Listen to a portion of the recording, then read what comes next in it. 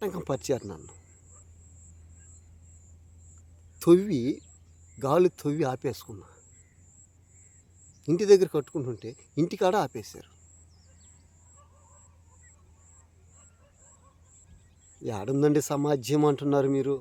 ఎక్కడుంది చెప్పండి. అందుకే చెప్తున్నా, మారండి, ఇంకనన్నా మారండి. వచ్చే వాళ్ళని జాగ్రత్తగా వాళ్ళని నడిపించండి. మేము వెళ్ళము, దేవుని నమ్ముకొని మేము ఆ విధంగా అడగం. పోయి నేను ఎందుకు మారినానంటే నా సాక్ష్యం గొప్పది.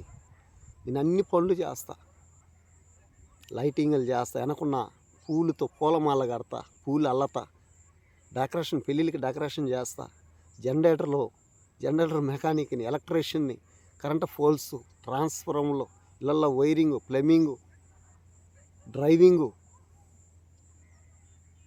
ఏం అర్థమవుతుందా?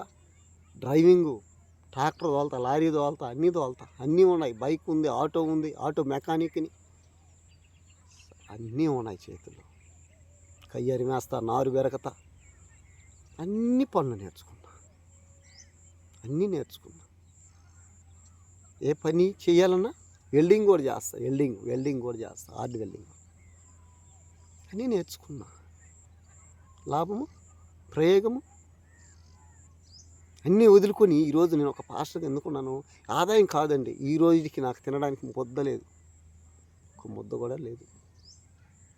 ఏదో చిన్నగా ఒకటో రెండు వీడియోలు పెట్టుకుంటూ అన్న వాళ్ళతో కలుసుకుంటున్నా, మా బ్రదర్ వాళ్ళతో కలుసుకుంటున్నా, సబ్స్క్రైబ్ చేస్తున్నా. మా బ్రదర్ వాళ్ళు ఆ పాప గురించి మాట్లాడతారు.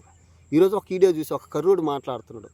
ఆయన ప్రకటన గ్రంథం చూసి పాత నిబంధన అంతా చెప్తున్నాడు. ఆది కాండం చూశాడంట, లోకాసువార్త చూశాడంట, నిర్గమాకాండం చూశాడంట. నాయన పిచ్చోళ్ళారు, అది పాత నిబంధన.